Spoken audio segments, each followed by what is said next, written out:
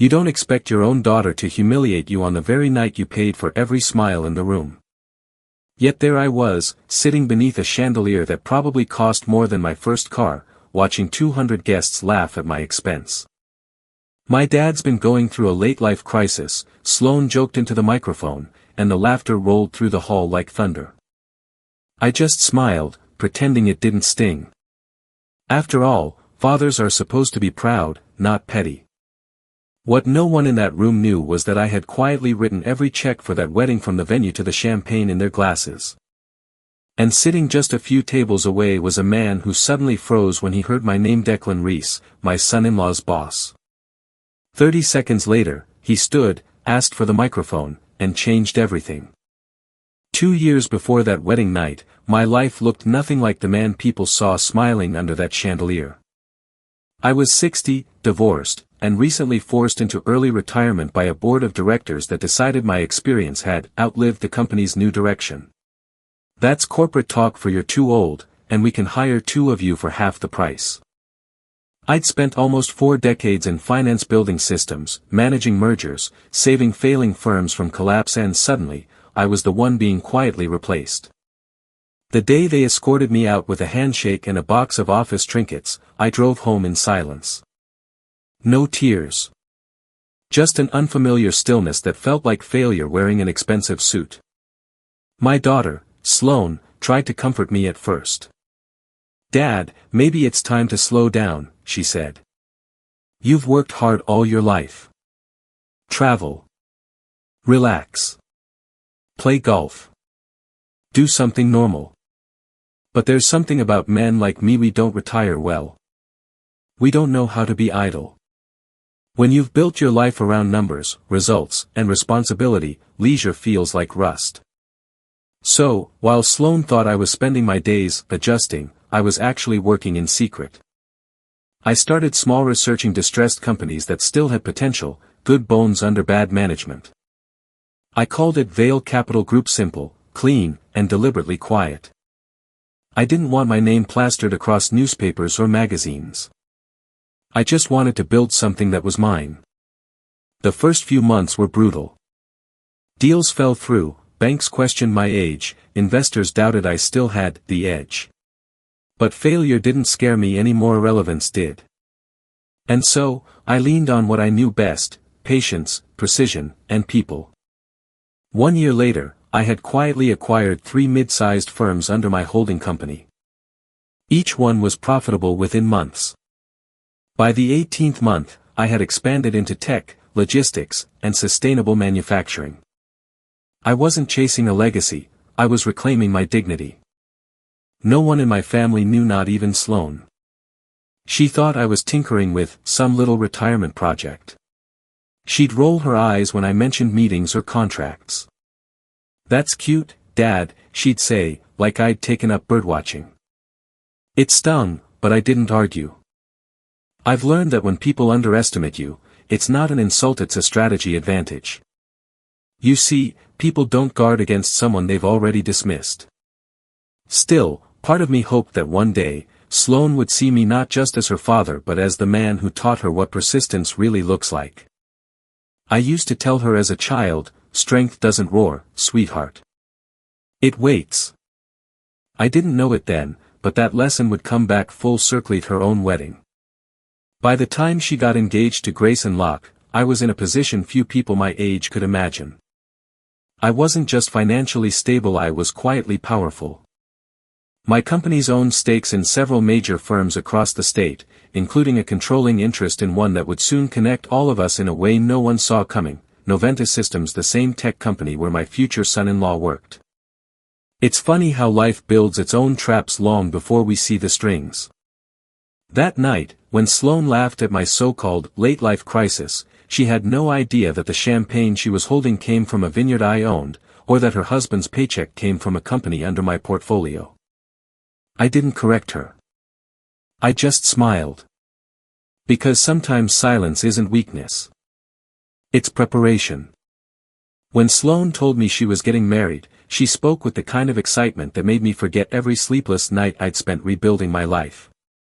Her eyes lit up the way they used to when she was a child showing me her first school project. She was radiant, ambitious, confident, and, in her own way, everything I'd once hoped she'd become. Her fiancé, Grayson Locke, was polite, charming, and sharp enough to impress anyone at first glance.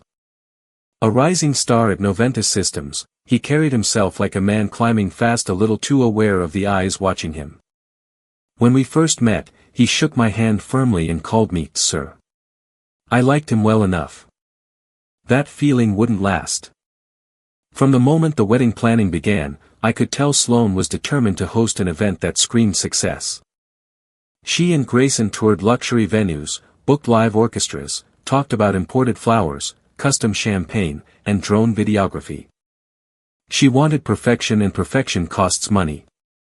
Dad, she said one evening over dinner, we found the perfect place, the Rosemont estate. But the deposit's a little high. How high? I asked. She hesitated, biting her lip. 70,000. Just for the venue. I leaned back, pretending to think. In truth, I already knew I'd pay it.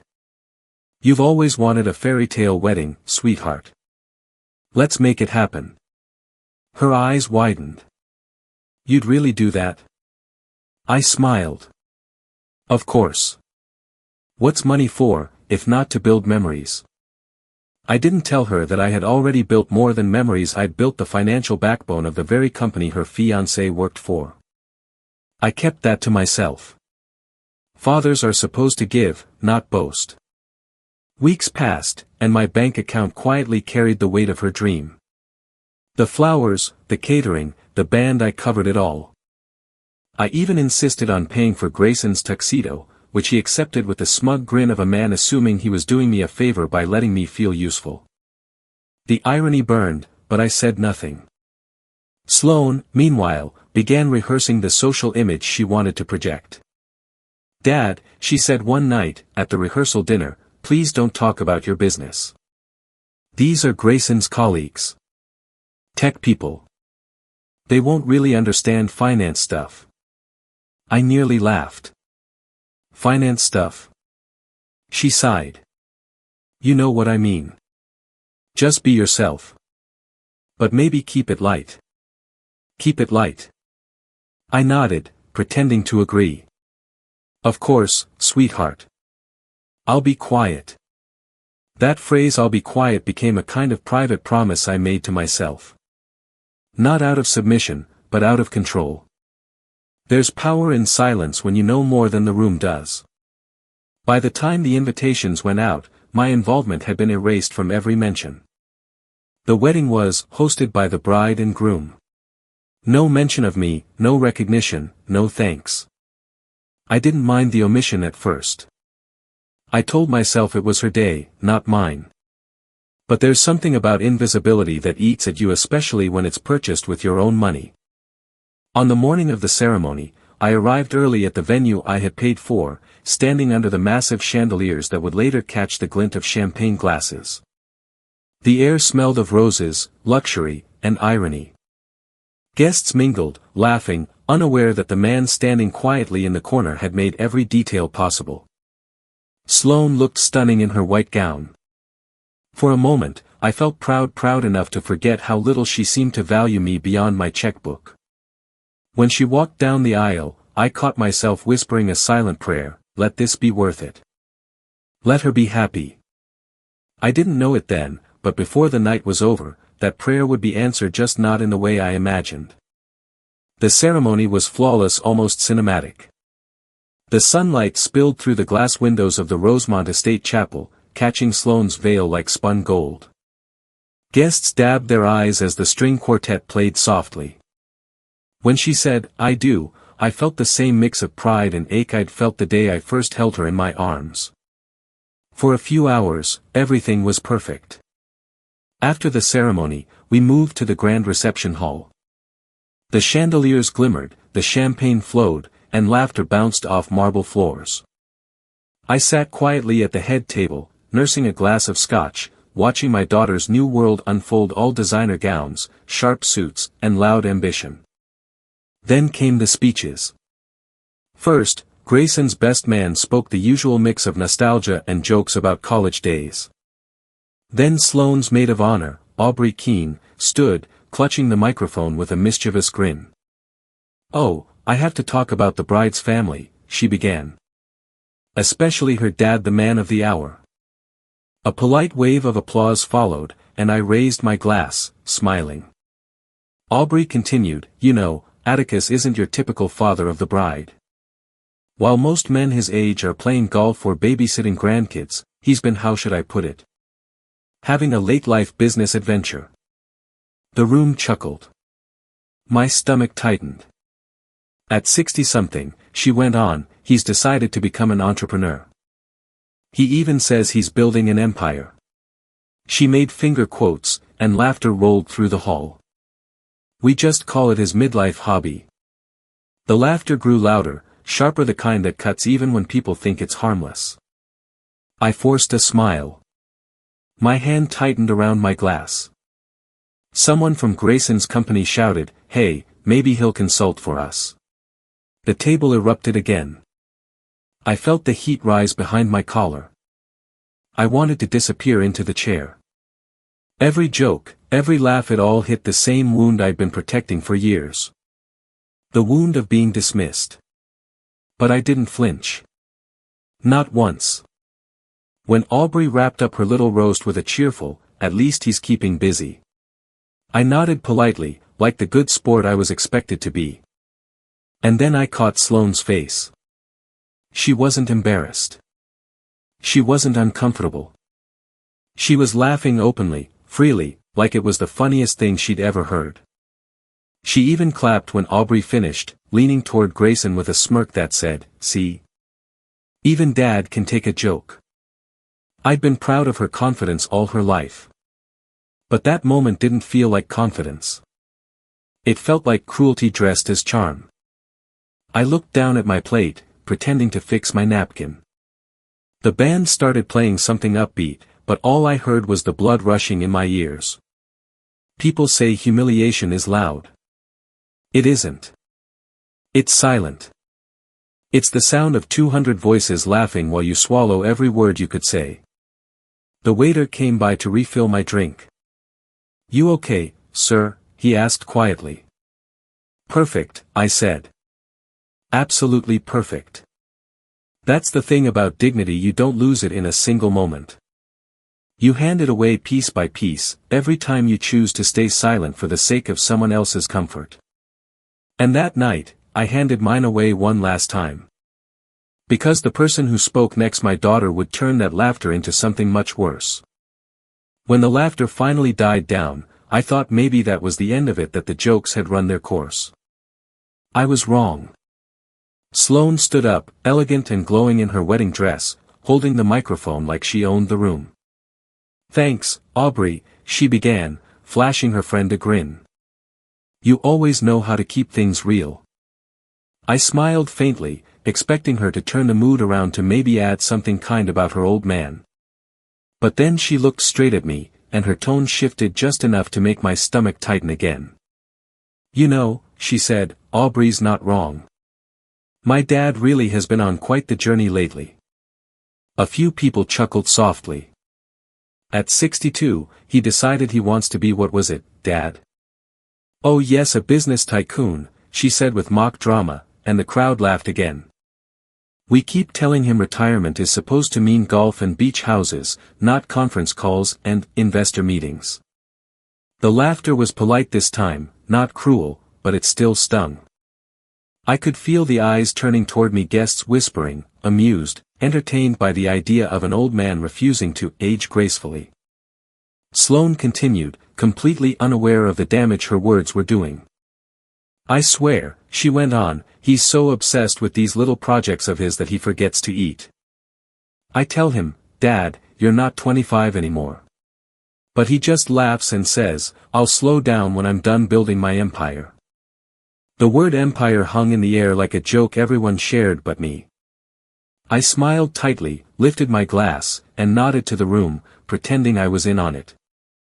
But inside, I could feel something heavy breaking, not anger, not humiliation exactly, but disappointment.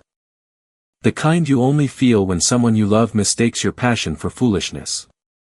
Sloane's laughter blended with the others, soft at first, then louder.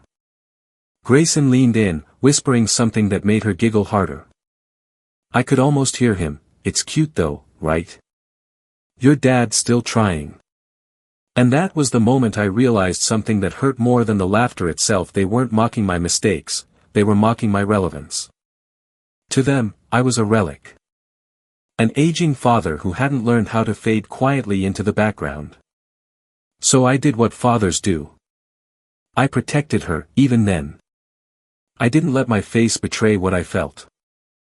I didn't storm out or defend myself. I just sat there, letting the room have its fun, because this was her day and I refused to ruin it. When the applause finally came, it sounded hollow. Sloane stepped down from the stage and came to hug me. The photographer leaned in close, snapping pictures of what must have looked like a tender father-daughter moment. She smelled like roses and champagne. "Dad," she whispered, still smiling for the camera, "I hope you didn't take that too seriously. You know it's just a joke." I smiled back, my voice calm. "Of course, sweetheart. Just a joke." She kissed my cheek and moved on to greet more guests. The camera flash faded. The music started again. And I sat there, staring at the half-empty glass in my hand, wondering how my daughter had grown so beautiful, so accomplished, and yet so blind. People say time humbles you, but sometimes it's not time that does it. Sometimes, it's your own child. That night, I promised myself one thing, would never explain my worth again. Because truth doesn't need defending. It only needs the right moment to be seen. And that moment, though I didn't know it yet, was sitting quietly across the room, watching everything, waiting for his turn to speak. His name was Declan Reese. And before the night was over, he would change everything. After Sloane's speech, I felt the night couldn't possibly sink any lower. But humiliation has a way of stretching itself quiet and unseen, like a shadow that keeps following you long after you think you've escaped it. Guests began to circulate again, the music swelling back to life, champagne glasses clinking as laughter filled the room once more. Everyone looked so effortlessly pleased with themselves. A few well-meaning relatives came by my table, patting my shoulder. "That was such a sweet speech," one said. "You're such a good sport."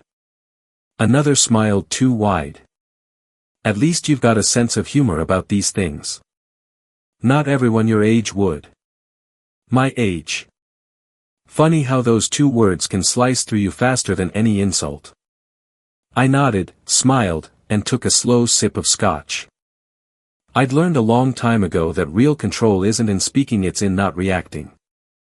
That's when Declan Reese approached. He was a tall man in his early 50s, sharp suit, the kind of confidence that comes from years of commanding boardrooms. I'd noticed him earlier, sitting at table 7 near Grayson's group from Noventus Systems. He carried himself like someone who didn't waste words. "Mr. Vail," he said, extending his hand. "I don't think we've been properly introduced. I'm Declan Reese, Grayson's boss at Noventus." I shook his hand firmly. "Ah, yes. I've heard a lot about you." He smiled politely. "I imagine most of it from my employees, which is rarely flattering." I chuckled. The same could be said for most leaders. He seemed to study me for a moment, curious, as though searching for something behind the casual small talk. "Sloane mentioned you're in consulting."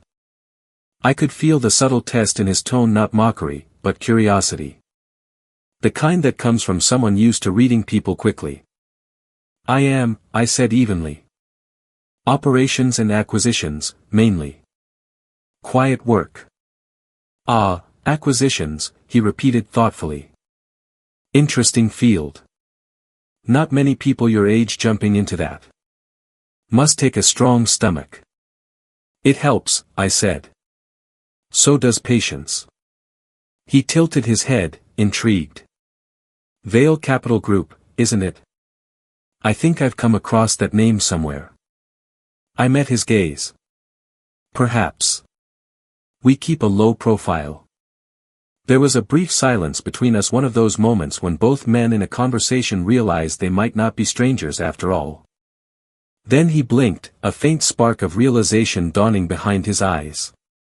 His posture shifted.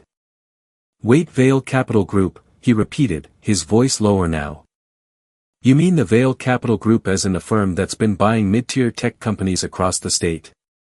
I didn't confirm it outright, just smiled and sipped my drink. I suppose news travels fast in your circles.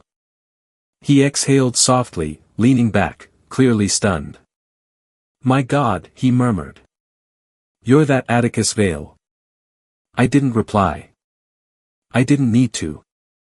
Declan looked around the room at the tables of Noventus employees, at the newlyweds laughing near the bar, and I could almost see the pieces falling together in his mind. Mr. Vail, he said finally, his voice a low murmur, you do realize that your son-in-law works for a company now owned by your holding group? I nodded once.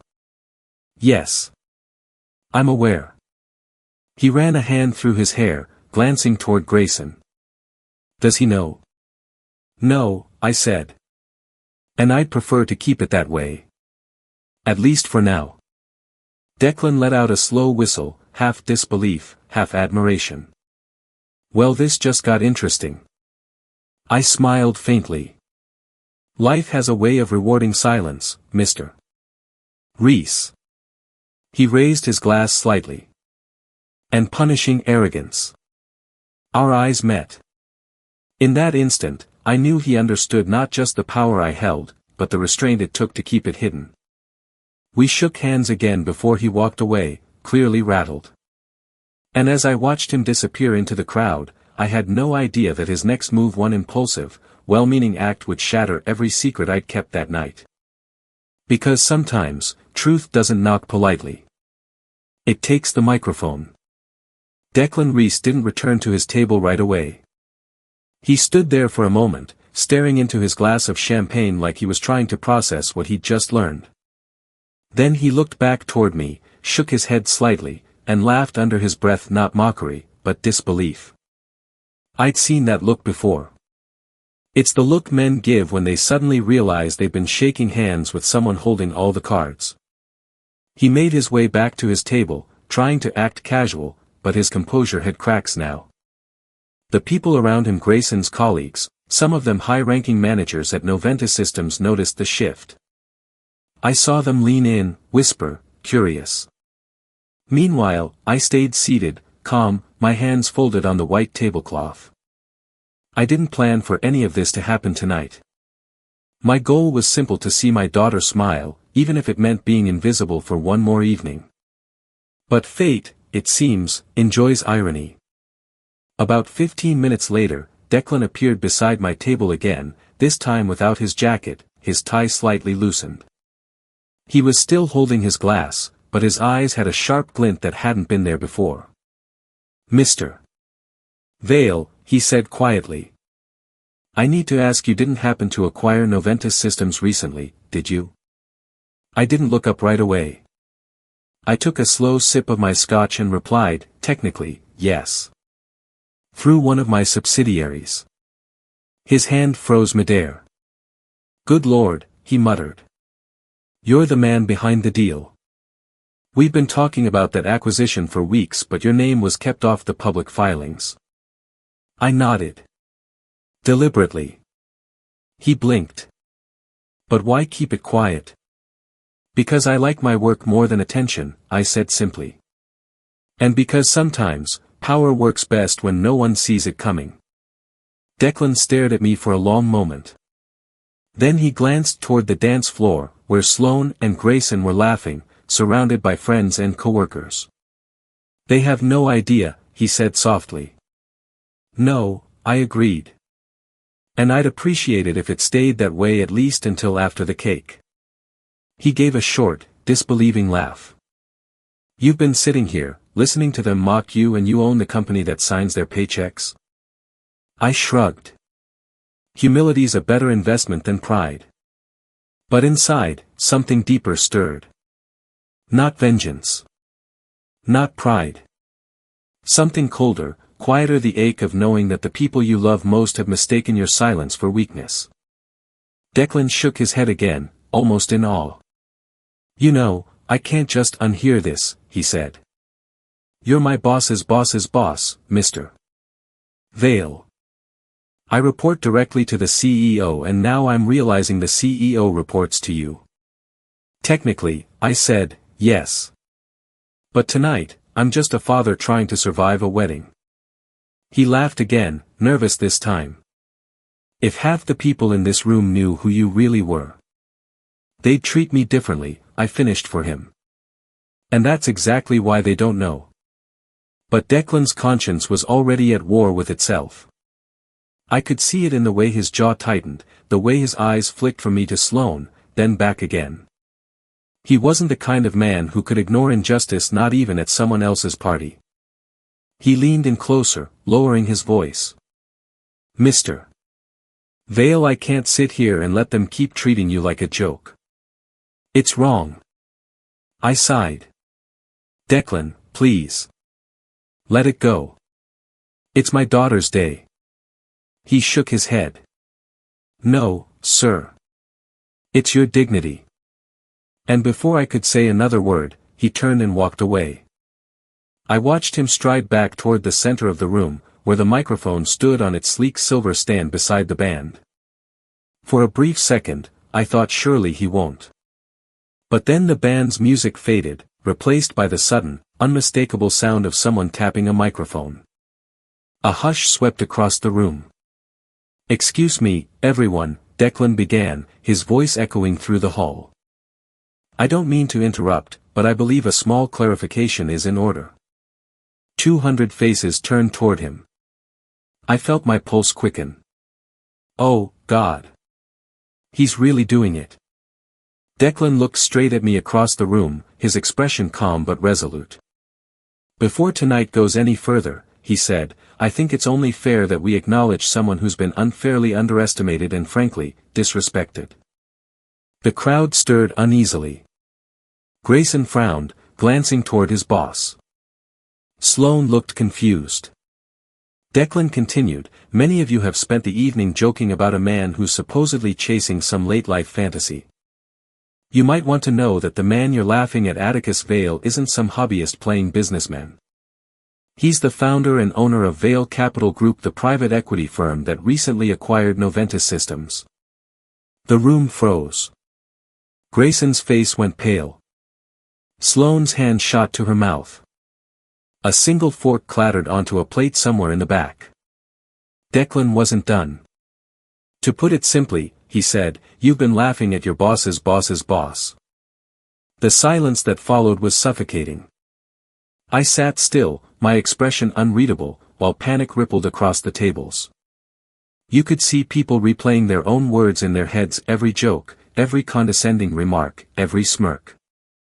I'd never seen so many powerful people look so suddenly small. Sloane finally found her voice. Dad, is that true? She asked, trembling. I stood slowly, setting down my glass. The truth was out now and there was no going back. Yes, sweetheart, I said softly. It's true. But it wasn't pride in my voice. It was something deeper. Sadness, maybe. Relief.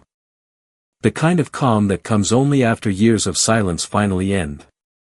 When Declan finished speaking, the entire hall seemed to stop breathing.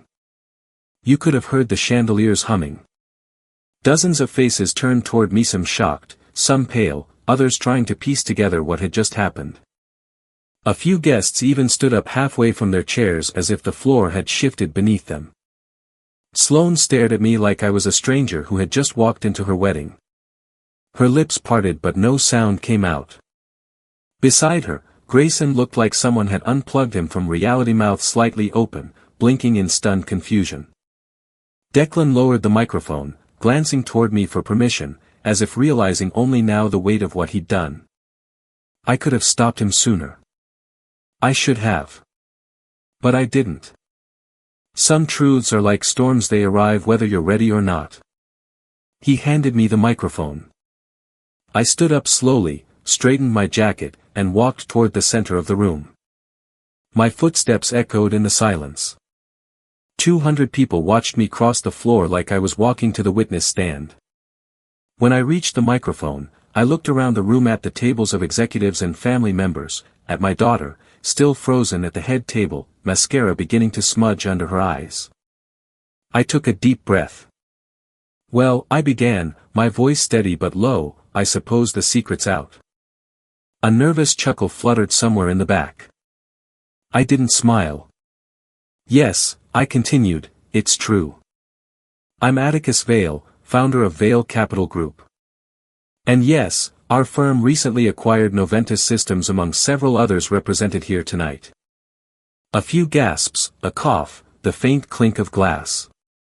Then silence again. But that's not why I'm speaking, I said.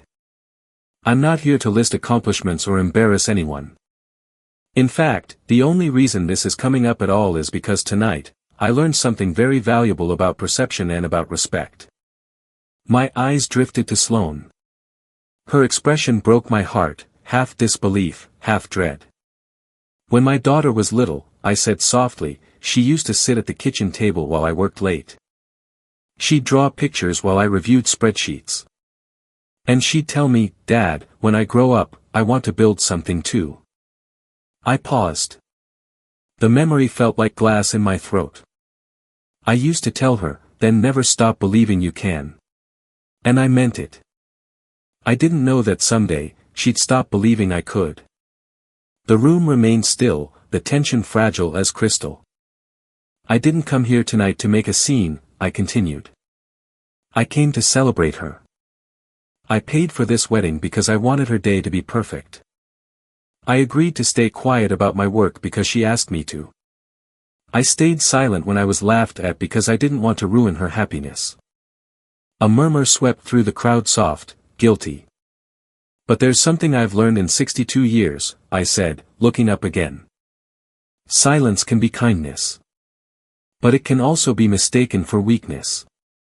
I let the words sink in. Across the room, I saw Grayson lower his head.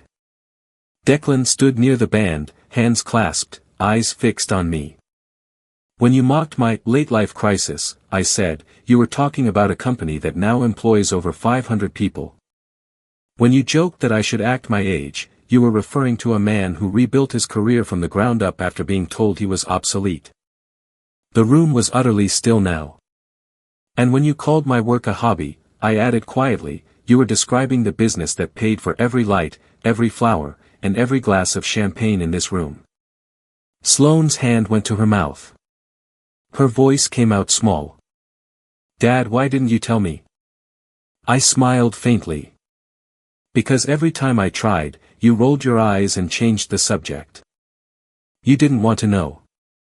You wanted the story to fit your version of a nice, quiet, aging man who'd stopped mattering. Her eyes filled with tears. Grayson reached for her hand, but she pulled away. I turned back to the microphone. I don't blame anyone for misunderstanding me, I said. I chose to stay in the background. But I do believe respect shouldn't depend on appearances. Or age. Or status. It should come from the way we treat people, especially when we think no one important is watching. That last line landed hard. I could feel it in the silence that followed. Declan stepped forward, perhaps to ease the tension, but I raised my hand slightly to signal I wasn't finished. To those who laughed, I said calmly, I forgive you. Truly. Because I know how this world works. We're taught to praise youth and underestimate age. We forget that experience doesn't fade, it compounds. I set the microphone down gently.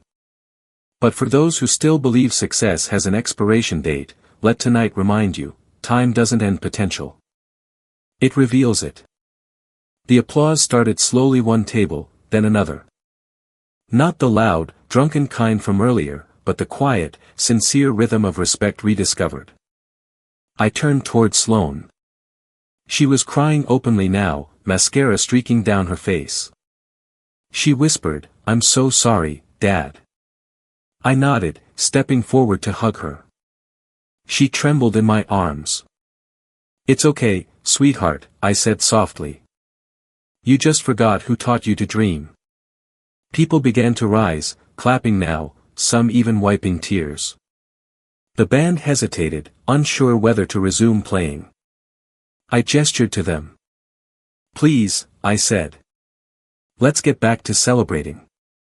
As the music returned, Declan caught my eye and mouthed, "I had to." I smiled faintly. "I know," I mouthed back. But deep inside, a quiet ache lingered. The truth had come out, yes, but it had cost something I wasn't sure could ever be replaced. Respect can be rebuilt. Trust takes longer. Still, for the first time that night, I didn't feel small. I didn't feel dismissed or invisible.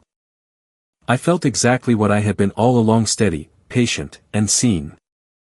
And for a man like me, that was enough. When the music started again, it felt different, softer, almost hesitant, as if even the band understood that something irreversible had just happened. The laughter that filled the hall earlier never quite returned. Instead, there was a strange mixture of awe and guilt lingering in the air like smoke after fireworks. People began approaching me, one by one, each with that same uneasy smile of someone realizing they'd misjudged the wrong man. "Mr. Vail," one of Grayson's colleagues stammered, "two had no idea who you were. I hope you know none of us meant any disrespect." I smiled politely. "Of course.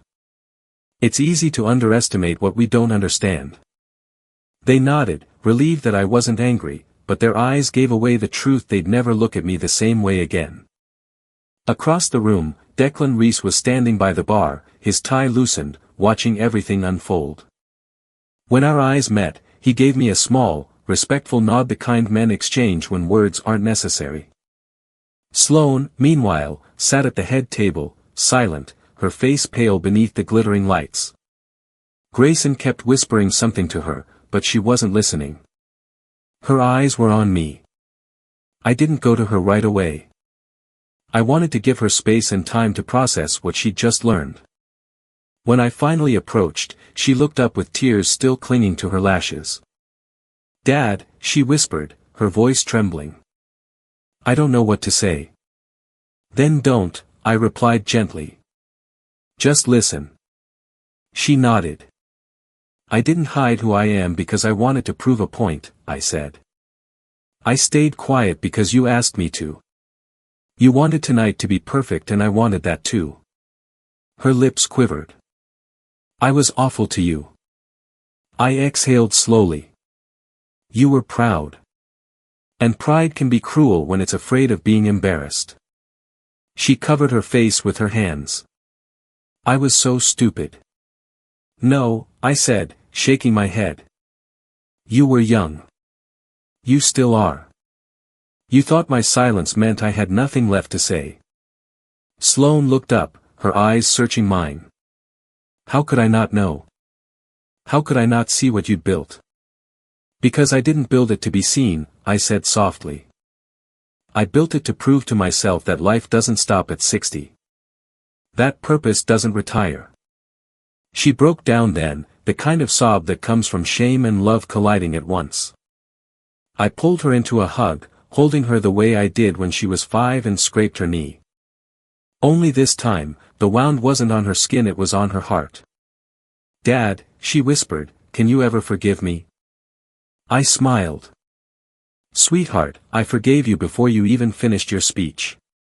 She laughed weakly through her tears. "You're still the better person." "No," I said. "Just the older one." When I let her go, I saw Declan walking toward us. Grayson straightened up quickly, his face still pale. Declan extended his hand to me. "Mr. Vail," he said, "I owe you an apology too. For letting it get this far before stepping in." "You did what you thought was right," I replied.